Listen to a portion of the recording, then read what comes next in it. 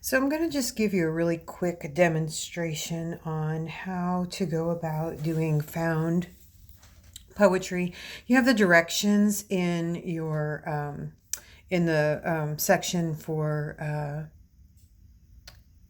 English language arts. But for right now, I just want to just talk to you a little bit about how you might go about doing it, and then some of the things that you can do in your classroom. So the first thing I did was I actually got this book at, I want to say it was, I don't know, like Dirt Cheap or Ollie's or something like that. But anyway, I only paid $1 for it. And you don't have to do that. I have book pages in there. But when you're doing found art, especially in the classroom, you're going to want to use copied images from a book perhaps that they're reading. And basically, they're going to be making meaning from the words on the page into their own poems. So it doesn't necessarily have to relate to the story, but it can as well. And so basically, what you do is you just go through and you try to come up with a some sort of a poem by circling words. And I do it in pencil first, just so I can start to kind of see if that's what I want.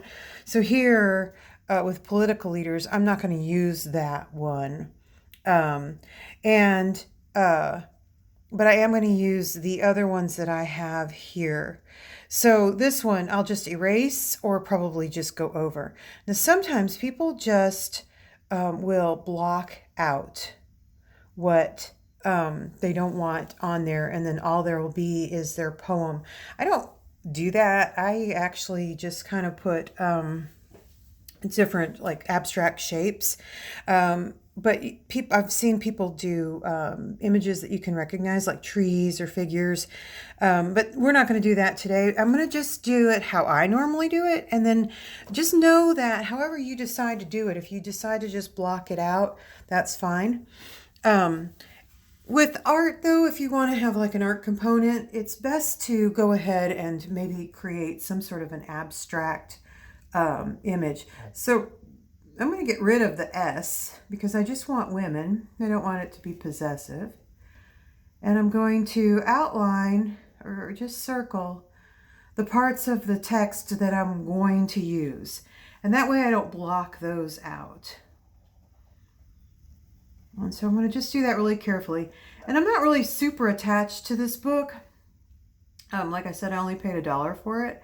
But sometimes what'll happen is you'll see that it'll go, well, it's not really doing it, but sometimes you'll see it'll go through here. And it's fine to go ahead and glue pages together if you are going to do an entire book. I've actually done an entire book of these, and it's best to find one that's well written because they'll have really good words. This is a great way to help kids learn vocabulary, especially like SAT vocabulary. For smaller children, vocabulary that is in a textbook that they're going to need. And so now I'm going to just kind of look at this and see, well, what can I do to make it look interesting and also to connect these? So I want, so I almost forgot this. I want the reader to read my poem in the correct order. And here it might be a little bit confusing. They might miss that word just like I did. So what I may do is I may connect it just by a series of lines like this, and then color that in. It doesn't, obviously, I want it to look good and I want it to be cool looking, but it's not going to be. I'm not trying to enter this into the Smithsonian or anything. I'm just actually trying to have a creative and open way of interacting with text, and being able to sort of have a feeling for what I'm reading. So this way I'm going to I don't know. I'm trying to decide. You're watching me do this. If I were a less brave woman, I would just do it before you ever saw me struggle with this. But it's okay to struggle. And actually, this gives kids a time to actually think about the text that they've read. So they can read the page and then they can decide how they can make it into something either that is relevant to the story or something that's completely their own and has nothing to do with the story. Either way, they are still interacting with the text, which is, in this day and age, it's a lot less likely.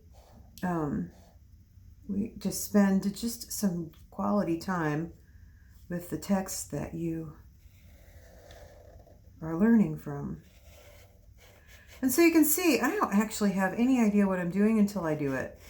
But I kind of look at it and I say, well, gosh, I don't really like the way that looks, so I'm going to color this in. I'm not going to block it in. I could just block everything. I can't believe I just blocked out Ruth Bader Ginsburg. Oh well, in a feminist book. But so I think this one's going to be sort of a thin line.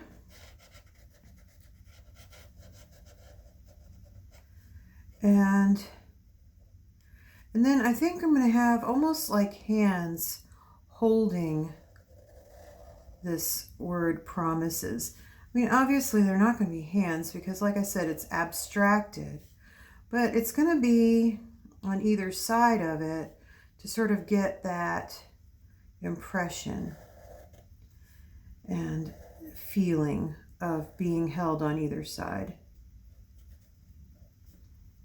And then these can come together to connect to my last words. Now, this is not great poetry, especially those of you who are poets. You'll probably say that may be the worst poem I've ever read. But what it is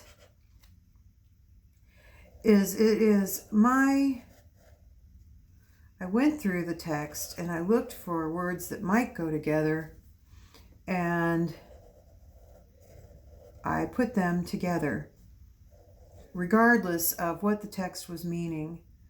I do know what this text is about because I've read this, and this is about her idea of being invited to speak about women's rights and what she might have felt by that invitation.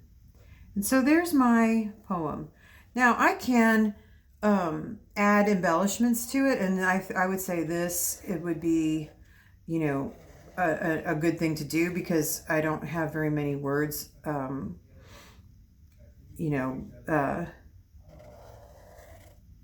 on here. So, and I don't really want anyone to think that I'm trying to highlight this, so I'll go ahead and fill this in. But you can do embellishments on here that just create more of an artistic image.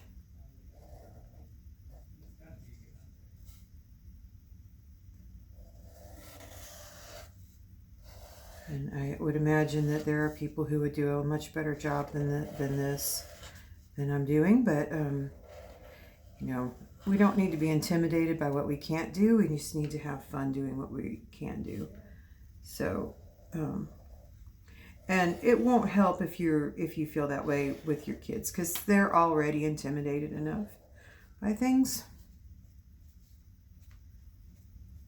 And so there is my found poetry and art.